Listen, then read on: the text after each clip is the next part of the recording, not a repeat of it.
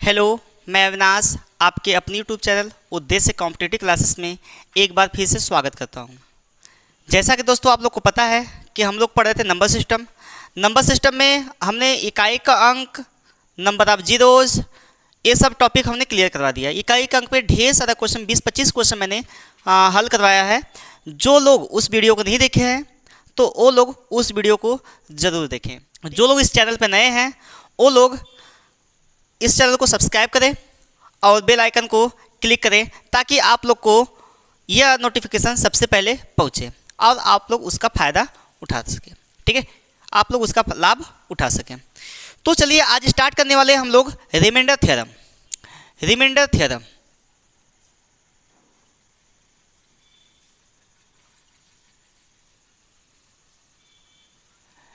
Theorem हम लोग आज पढ़ने वाले हैं। रिमाइंडर थ्योरम मतलब होता है शेषफल प्रमेय। शेषफल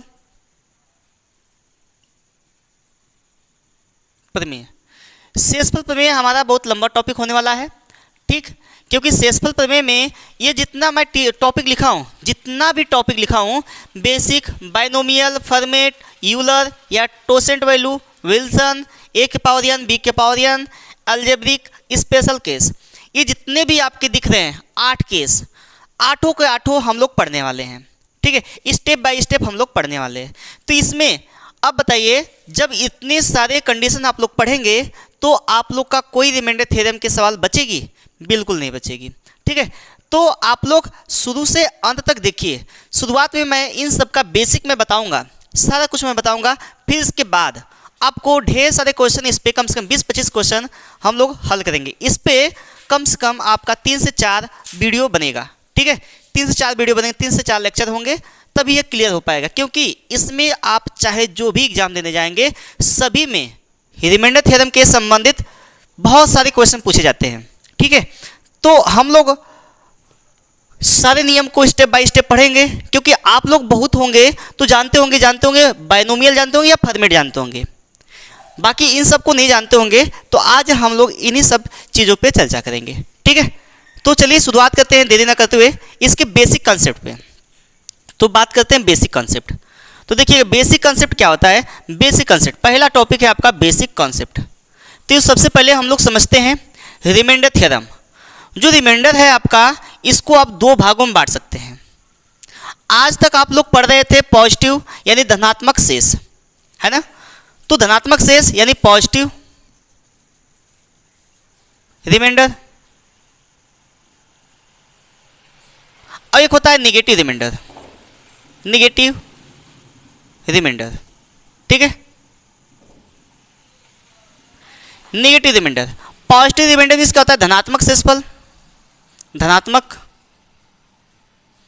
शेष, और इसमें से होता है ऋणात्मक शेष, ऋणात्मक शेष। ठीक है, इसके मीन्स होता है ऋणात्मक शेष। अब धनात्मक शेष और ऋणात्मक शेष क्या होता है। अभी मैं आप लोग को बोलूं कि आप लोग 15 में भाग दीजिए 4 से, आपको शेष प्राप्त होगा कितना। शेष को हम 8 से डिनोट करते हैं, तो 3 शेष प्राप्त होगा। हम लोग यदि भाग देंगे 4 3 12, 3 शेष प्राप्त होगा। देखिए, लेकिन ये तो धनात्मक शेष हो गया ना, ये धनात्मक शेष हो गया। लेकिन मैं बात करूं ऋणात्मक शेष की, तो उसको कैसे ज्ञात करेंगे। देखिए, अगर मैं ऋणात्मक शेष की मैं बात करूं तो यदि मैं एक बार अधिक लेकर जाऊं, एक बार अधिक, क्योंकि हम लोग अभी तक पढ़े थे कि एक बार कम लेकर जाने के बाद हमारा जो शेष बचता है वह हमारा शेष होता है। लेकिन अब आपको क्या करना है, एक बार अधिक लेकर जाना है। क्यों ऐसा करना है? क्योंकि आपको एग्जाम में बहुत काफ़ी हेल्प करेगा माइनस वाला, बहुत हेल्प करेगा माइनस वाला। आपकी कैलकुलेशन को शॉर्ट कर सकता है माइनस वाला कैलकुलेशन। ठीक है, माइनस वाला रिमाइंडर जो होगा आपका, वह आपकी कैलकुलेशन को शॉर्ट कर देगा। ठीक है, तो देखिएगा हम माइनस वाले से कैसे लाते हैं। अब देखिए, इसमें यदि आप भाग दिए तो 4 चौका 16। देखिए, यदि आप भाग दें 15 में 4 से, तो 4 चौका 16 हो गया। तो देखिए घटाएंगे तो माइनस 1 बच जाएगा क्या। अब बताइए, जब यहाँ पे घटाएंगे तो माइनस का चिन्ह बड़ा है, जिसका चिन्ह बड़ा होता है उसमें से प्लस को घटाते तो माइनस का चिन्ह आ जाता है। ठीक है, बड़े वाला का चिन्ह लिखते हैं। तो -1 आ जाएगा। तो यहाँ एक शेष आ गया -1, तो रिमाइंडर क्या हो गया -1, तो यहाँ पे -1 हो जाएगा। क्या आपने कभी -1 को या माइनस में रिमाइंडर देखा था? क्या आपने माइनस में रिमाइंडर को देखा था? यस या नो? आपने माइनस को रिमाइंडर में नहीं देखा था। तो आज हम लोग रिमाइंडर माइनस में भी सीखेंगे। देखिए, अब आपका आंसर किस रूप से दिया रहेगा, प्लस में दिया रहेगा कि माइनस में दिया रहेगा? बात यह है कि प्लस में दिया रहेगा कि माइनस में। तो इसमें आपका आंसर जो ऑप्शन में होगा वह प्लस में दिया रहेगा। तो अब कहेंगे सर आप तो बता रहे थे कि माइनस वाला आपका कैलकुलेशन को आसान कर देता है। तो इसलिए आसान करता है मेरे भाई कि यहाँ पे आपको क्या करना है, जब आपको प्लस बनाना होगा, इसको जब आपको प्लस बनाना होगा तो शेष में जो ऋणात्मक शेष होगा आपका, जो ऋणात्मक शेष होगा उसमें हम भाजक को क्या करेंगे, जोड़ देंगे, तो आपका 3 शेष बच जाएगा। तो बताइए यहाँ पर भी 3 शेष है और यहाँ पर भी 3 शेष है, यहाँ पर भी 3 शेष है और यहाँ पर भी 3 शेष है। देखिए आप लोग नहीं समझ पाए होंगे मैं कहना क्या चाहता हूँ, ठीक है। इसको हम लोग पूरा इरेज करते हैं, फिर उसके बाद हम लोग आगे बढ़ते हैं, बताते हैं। इसको पहले आप लोग नोट कर लीजिए, जितना भी नियम है, basic, binomial, format, Euler, Wilson, एक पावर n, बी के power n, algebraic, special case, जितने भी है सबसे पहले इसको नोट करिए, फिर इसके बाद हम लोग आगे बढ़ते हैं। चलिए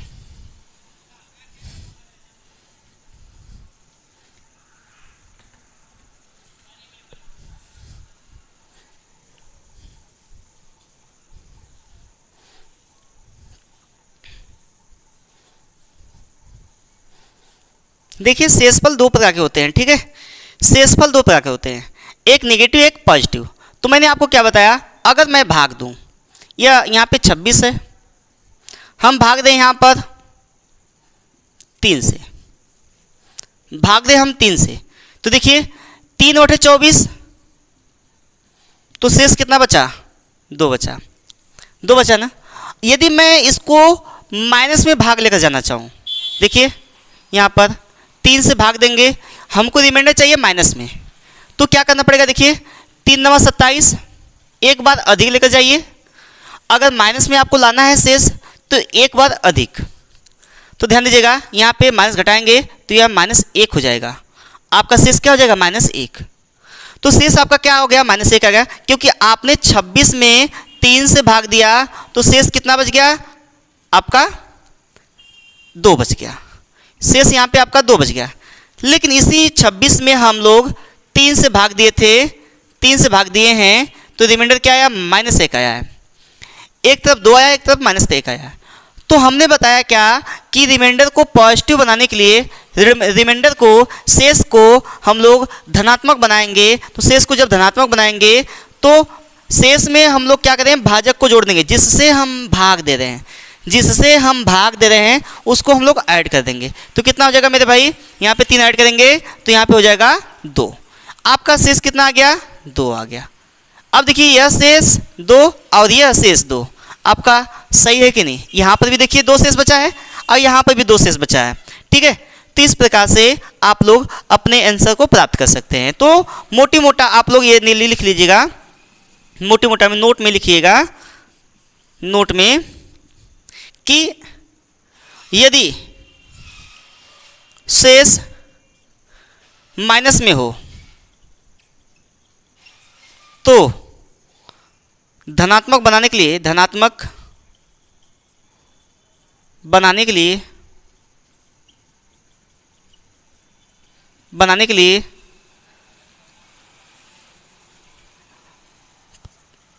ऋणात्मक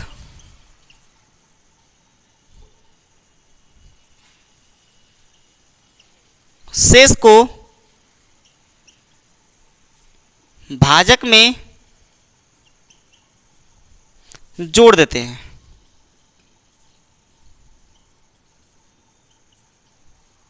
क्या करते हैं, भाजक में जोड़ देते हैं। या यूं आप ऐसे कर लें, जोड़ने का तात्पर्य है कि एक प्लस एक माइनस घटेगा, तो आप यूं कह सकते हैं कि भाजक में से शेष को घटा दें, माइनस वाला, ये भी हो सकता है, शेष वाला को घटा देंगे, ठीक है। तो हो जाएगा आपका प्लस में, ठीक, ध्यान दीजिएगा। कोई दिक्कत हो तो बताइए आप लोग।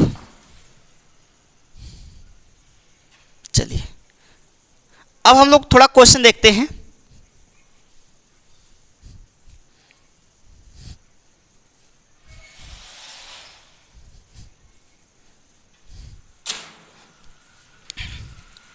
देखिए ये सब क्वेश्चन है, हम 4 क्वेश्चन लेते हैं एक साथ और चारों क्वेश्चन को हम लोग सॉल्व करने का प्रयास करते हैं।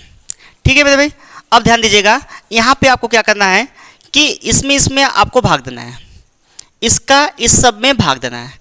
तो आपके पास 2 तरीका है आपका बेसिक, या तो आप इन सबको जोड़िए उसके बाद भाग दीजिए, या अब आपके पास एक अलग मेथड आने वाला है जो आप लोग देखिएगा इसको। ठीक है, देखिए जब इसको आप भाग देंगे 5 सत्ते 35, कितना शेष बच गया? 2 बच गया। इसमें भाग देंगे 5 छक 30, कितना शेष बच गया? 1 शेष बच गया। कितना शेष बच गया भाई? 1 हो गया। इसमें भाग देंगे 5 छक 30, 2 शेष बच गया। इसमें भाग देंगे 5 चौका 20, अंतिम के 2 अंक में भाग देना है, 5 चौका 20, यहाँ कितना शेष बच गया भाई? 1 हो गया। यहाँ पे 5 चौका 20, 1 हो गया। देखिए यहाँ पे 2 शेष बचा, यहाँ पे 1 बचा, यहाँ पे 2 बचा, यहाँ पे 1 बचा, यहाँ पे 1 बचा।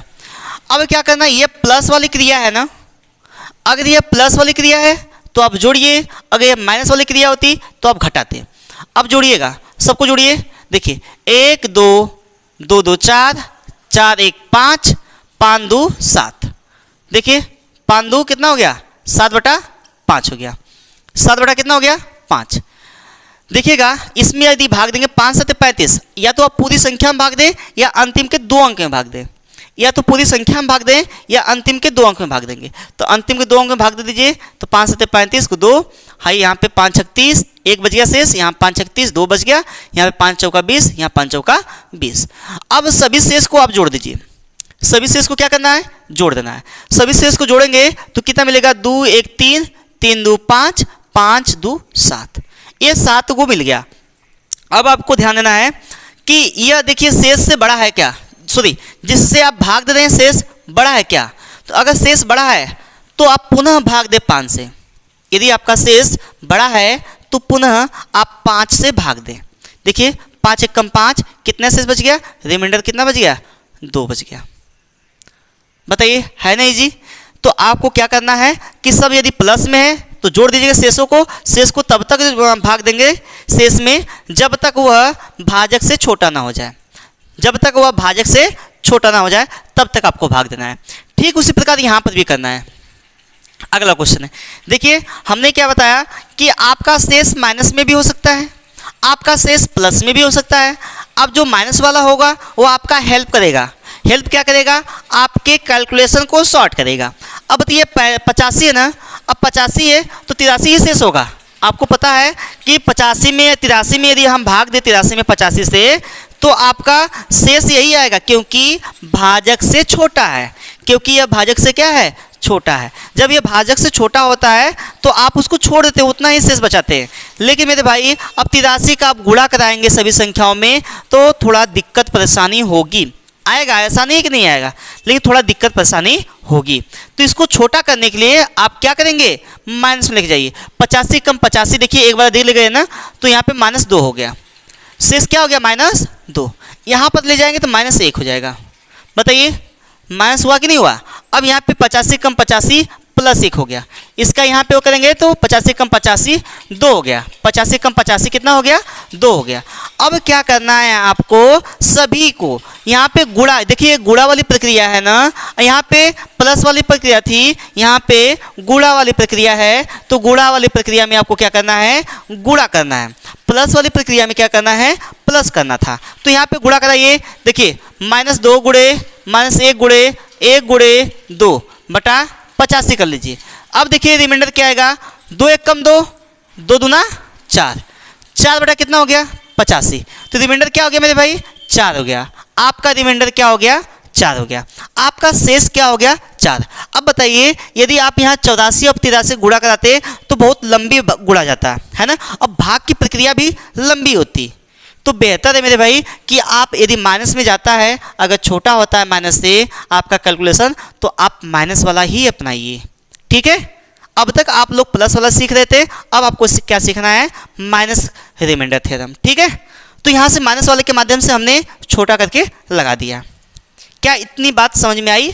तो ठीक उसी प्रकार यहाँ पर देखते हैं। देखिए यदि भाग देंगे यहाँ पे तो 513 या 512 है, ये कम है ना, इतना ही शेष बचेगा। लेकिन अब माइनस में लेकर जाइए तो 513 कम 513, तो यहाँ पर -1 बचेगा शेष। इसमें भाग देंगे तो 1 हो जाएगा, इसमें भाग देंगे तो 2 हो जाएगा। हम इसके सर के ऊपर शेष लिख रहे हैं, ठीक है। यहाँ पे भाग देंगे तो 3 शेष हो जाएगा। अब इन सब का गुणा करा दीजिए, क्यों? क्योंकि ये सब गुणे में है। तो देखिए ये -1 1 2 3, तो गुणा करा देंगे, 2 3 6, 6 1 कम 6, 6 1 कम 6। तो ये बताइए ये किस में आ गया? -6/513 हो गया, -6/513 हो गया। अब इसको आप प्लस में बनाइए, क्योंकि आपका शेष हमेशा किस में होता है? प्लस में होता है। बस आपका कैलकुलेशन शॉर्ट करने के लिए, छोटा करने के लिए ये माइनस का सहारा लिया गया है। तो ध्यान दीजिएगा इस बात का। तो घटा देंगे, इसमें से घटा देंगे, रिमाइंडर क्या आ जाएगा? देखिए 513 में से यदि घटाते हैं 6 को तो देखिए कितना आएगा? 7 आएगा। यहाँ पर 0, यहाँ 5, तो 507/513, 507/513 ये आपका रिमाइंडर होगा। तो कौन सा रिमाइंडर हो गया? 507 हो गया। कितना हो गया? 507 हो गया।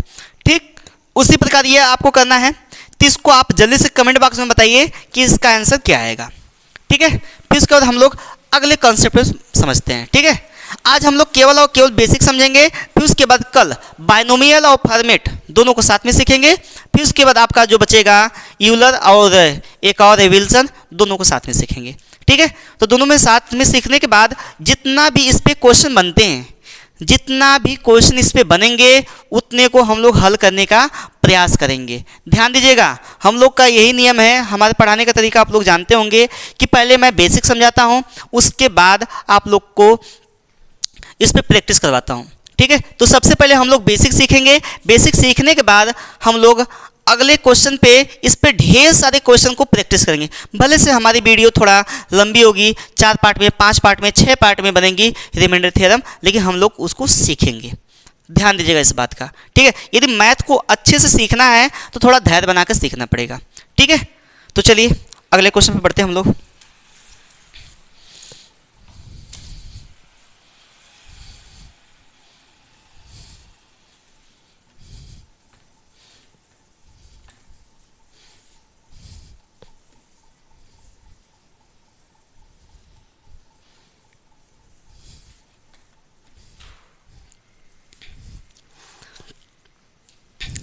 देखिए आपकी स्क्रीन पे क्वेश्चन दिख रहा होगा। इन सारे क्वेश्चन को हम लोग को सॉल्व करना है।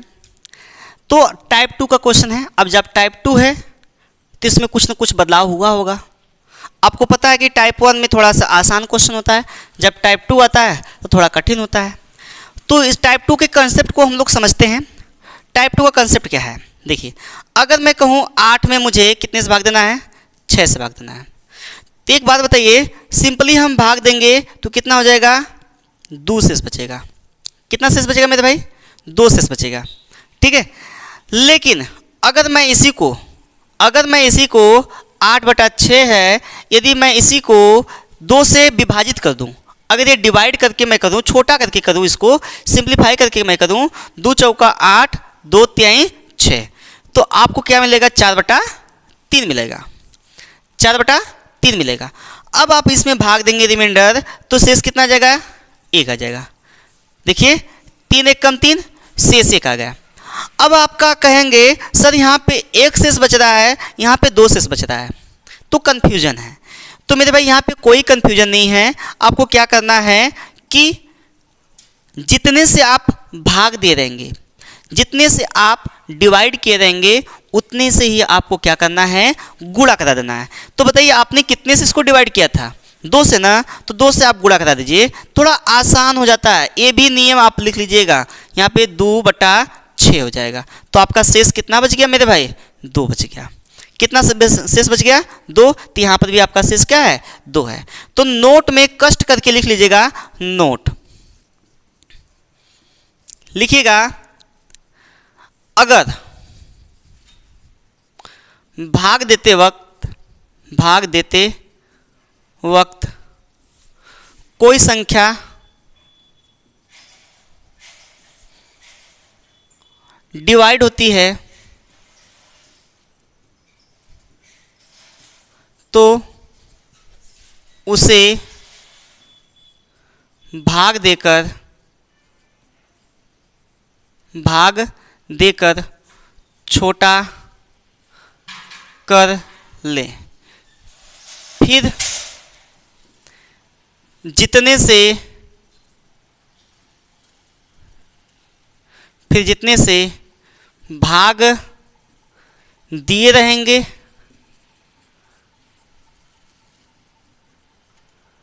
अंत में उतने से ही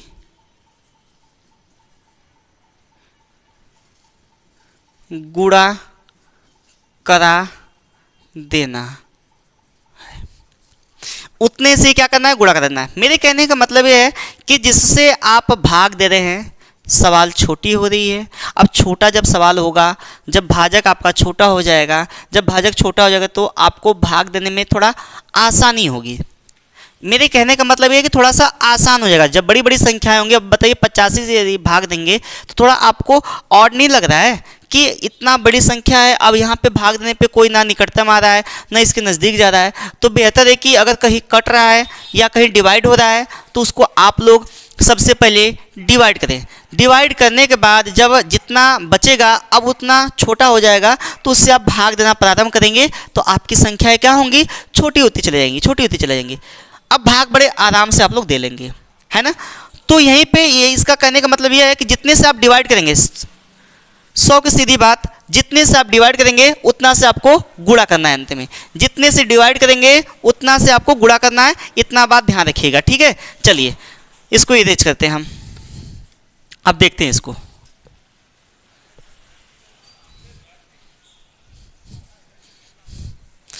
बताइए इसमें कोई अंक डिवाइड हो रहा है ना। देखिए ये 85 है, ये 119 है। क्या 17 के पहाड़ा में 85 आता है? क्या 17 के पहाड़ा में 119 आता है? तो आता है। तो 17 × 5 = 85 हो गया और 17 × 7 = 119 हो गया। अब यहाँ पे 5 बचा। अब बताइए जब 5 बचा है तो 5 को 5 से जब डिवाइड करते हैं हम तो पूरी संख्या आपको कटने के चांस नहीं भी कटेगा, लेकिन आप लोग बड़े आसानी पूर्वक इकाई के अंक में या 2 अंकों में भाग देकर अपना शेष प्राप्त कर सकते हैं। देखो 5 का नियम और जो 2 का नियम है ना, 5 का नियम और 2 का नियम एकदम सेम है। 5 का नियम और 2 का नियम एकदम सेम है। क्या है कि अंतिम का 1 अंक और 2 के लिए अंतिम का 1 अंक, 5 के लिए भी है, दोनों के लिए सेम अंक है। अगर देखते हैं अगर वो डिवाइड होता है तो उतना आपका शेष होगा, ठीक है। अगर कोई संख्या बचती है तो उतना आपका शेष हो जाएगा। देखिए ये यहाँ इसमें भाग देंगे तो 2 शेष बचेगा। अंतिम के 1 अंक में, अंतिम के 1 अंक में भाग देना है, क्योंकि 5 का नियम यही कहता है कि अंतिम के 1 अंक में आप 5 से भाग दीजिए। जो कट जाती है, जो अंक कट जाएगा वो 5 से विभाज्य होगा, जो नहीं कटेगा वह आपका शेष के रूप में लिख देते हैं। और 4 का नियम, 2 का नियम भी से यही है कि अंतिम का अंक 2 से विभाज्य होना चाहिए। तो वो 2 से विभाज्य होगा तो ठीक, नहीं होगा तो कोई बात नहीं, उतना शेष के रूप में हम 2 लिख देंगे, ठीक है। अब यहाँ पर भी अंतिम का देखिए 1 अंक, क्या ये आप भाग दीजिए ना, 5 × 7 = 35 भी भाग देंगे तब भी 2 शेष बचेगा, 5 × 36 तब भी 1 ही शेष बचेगा। यहाँ पे 5 देखिए 1 अंक है ना, 5 से छोटा है ना, तो यहाँ पे 2 शेष बचेगा। या आप यहाँ पे ऐसा कर ले कि 5 × 30 2 शेष बच गया। अब क्या करना है, सारी संख्याएं गुणे में है तो आप गुणा कराइए। देखिए 2 × 7 = 14, 14 × 28, 28/5 आ गया। क्योंकि जब संख्याएं गुणे में है तो आप उसको भाग दीजिए फिर पुनः। यहाँ पर भी आप छोटा कर सकते थे लेकिन कोई बात नहीं, अब गुणा करा दिए तो भी कोई दिक्कत नहीं है। अब फिर इसको भाग दिए, 5 × 5 = 25, कितना शेष बच गया? 3/5 हो गया। कितना शेष हो गया मेरे भाई? 3/5 हो गया। आपने जब इसको डिवाइड किया तो 3/5 आया। क्या ये आपका राइट आंसर है? नहीं, ये आपका राइट आंसर नहीं है। आपका राइट आंसर क्या होना चाहिए कि हमने किससे डिवाइड किया, मैंने किससे डिवाइड किया तो उसी से हमको क्या करना है? गुणा कराना है। मैंने अभी नियम यही लिखवाया कि जिससे आप डिवाइड करेंगे उसी से आपको क्या करना है? गुणा कराना है। तो भैया आपने किससे डिवाइड किया था? 17 से डिवाइड किया था। आप लोग थोड़ा याद रखिए कि मैंने किससे डिवाइड किया, तो 17 से, तो 17 का आप गुणा कराइए। इसमें भी 17 से गुणा करा दीजिए। कितना गया? 17 × 51 हो गया। यहाँ पे 17 × 5 = 85। तो शेष के रूप में क्या हो जाएगा? 51 हो जाएगा। शेष के रूप में क्या हो जाएगा मेरे भाई 51 हो जाएगा। तो मेरे कहने का मतलब ये है जो संख्या डिवाइड होती है तो उसको डिवाइड करके छोटा करिए। अब जब छोटा अंक मिल जाता है तो आपको भाग देने में थोड़ा आसानी होगा और शेष निकालने में भी आसानी होगा। तो वही काम यहाँ पर भी करना है। देखिए 13 चौका 52, 13 त्रियम 169, तो 13 त्रियम 169, 13 चौका 52। अब यहाँ पे भाग देंगे, अंतिम के 2 अंक में भाग देना है तो यहाँ पे एक शेष बचेगा। भाग देकर देखिएगा एक शेष बचेगा। यहाँ पे 4 3 12 एक शेष बचा, यहाँ पर भी यहाँ पे इससे भाग देंगे तो एक शेष बचेगा, 4 दाम 40। यहाँ पे 4 बटे 32, यहाँ पर भी एक शेष बचा। अब सबका गुणा करा दीजिए। देखिए 1 एकम 1 एकम 1, 1 बटा कितना हो गया 4 हो गया। 1 बटा कितना हो गया मेरे भाई 4 हो गया। अब आपको क्या करना है, इसका शेष कितना बचेगा, आपने किससे विभाजित किया था, आपने किससे विभाजित किया था ये मायने रखता है। तो कितने से विभाजित किया था आपने, 13 से विभाजित किया था। तो आप 13 से इसमें गुणा करा दीजिए तो कितना हो जाएगा 13 कम 13 और 13 चौका 52। तो रिमाइंडर कितना हो जाएगा 13 बटा 52, यही आपका रिमाइंडर हो जाएगा। ठीक है 13 बटा 52। कोई दिक्कत है तो बताइए आप।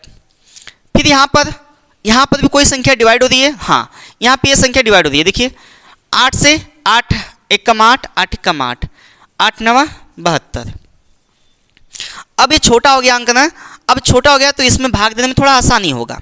देखिए 11, या तो आप गुणा कराएं, तो गुणा तो कराना इतना संभव है नहीं, है ना, टाइम भी बचाना है हमें एग्जाम में। तो 11 × 5 = 55, तो कितना शेष बच गया, देखिए 11 × 5 = 55, ये दोनों अंक कट गया तो एक शेष बचा। 11 चौक 44, यहाँ पे 3 शेष बचा। यहाँ पे देखिए 11 छक्का 66, 3 शेष बचा। अब चाहे तो यहाँ पे माइनस में रिमाइंडर लेकर जा सकते हैं, तो कोई बात नहीं, लेकर जा भी सकते हैं, नहीं भी ले जा सकते हैं। तो देखिए 3 9 27, 27 3 81, एक कितना आ गया 81 बटा 11 आ गया। हमने क्या बताया, जब भी आपका भाजक से शेष आपका बड़ा हो जाए तो आप पुनः उसमें भाग दें, और तब तक भाग दें जब तक ये भाजक से छोटा ना हो जाए। तो भाग दीजिए 11 7 77, कितना शेष बचा 4। देखिए मन में भाग दीजिए 11 7 77, 81 में 77 जाएगा, कितना शेष बचेगा 4 बचेगा। आपने किससे डिवाइड किया था, याद है आपने 8 से डिवाइड किया था, तो 8 का इसमें मल्टीप्लाई करा दीजिए, गुणा करा दीजिए, कितना गया 8 चौका 32 बटा 88। तो शेष कितना बन गया भाई मेरे भाई, कितना 32 बन गया। कितना शेष बन गया 32। और वैसे ही आपको यहाँ पे भी करना है, लेकिन यहाँ पे कोई संख्या कटेगी नहीं, यहाँ पे कोई संख्या कटेगी नहीं। तो यहाँ पे जब कोई संख्या नहीं कटेगी तो आपको यहाँ पे डिवाइड करना है। तो 13 × 5 = 65, यहाँ पे 2 शेष बचा। 13 × 7 = 91, यहाँ पर भी 2 शेष बचा। फिर 13 चौका 52, यहाँ पर भी एक शेष बचा। देखो 13 चौका 52 कट गया ना। फिर 13 × 39, यहाँ पर भी 2 शेष बचा। यहाँ पे कोई संख्या डिवाइड नहीं हुई है, यहाँ पर भी शेष बच रहे हैं सब। अगर डिवाइड होती तो मैं डिवाइड करता, डिवाइड तो हो नहीं रही है, बस शेष बच रहा है। गुणा करिए 2 1 कम 2, 2 2 4, 4 2 8, तो 8 बटा कितना हो गया 13। तो शेष कितना हो गया मेरे भाई 8 हो गया। ठीक है 8 बटा 13, तो यही आपका 8 शेष है। ठीक है ये था आपका बेसिक कॉन्सेप्ट। ठीक है जो इसका बेसिक था, पहला वाला नियम ये बेसिक था, ये अब था आपका बेसिक। अब हम लोग कल इसका पढ़ेंगे बाइनोमियल और फॉर्मेट। ठीक है तो बाइनोमियल और फॉर्मेट क्या होता है इसको हम लोग कल सीखेंगे। ठीक है थोड़ा वीडियो लंबी होगी, थोड़ा कल सीखेंगे। ठीक है फिर उसके बाद जब सारे नियम को हम लोग सीख जाएंगे तो इस पर ढेर सारा प्रैक्टिस करेंगे हम लोग। प्रैक्टिस करने के बाद तब हम लोग आगे बढ़ेंगे। ठीक है तो क्या इतना चीज़ आप लोग को समझ में आया, माइनस रिमाइंडर क्या होता है, प्लस रिमाइंडर क्या होता है, कि क्या इतना सब कुछ समझ में आया कि नहीं आया ना। तो चलिए बस आज के लिए इतना ही, फिर मिलते हैं हम लोग कल। तब तक के लिए धन्यवाद। जय हिंद दोस्तों।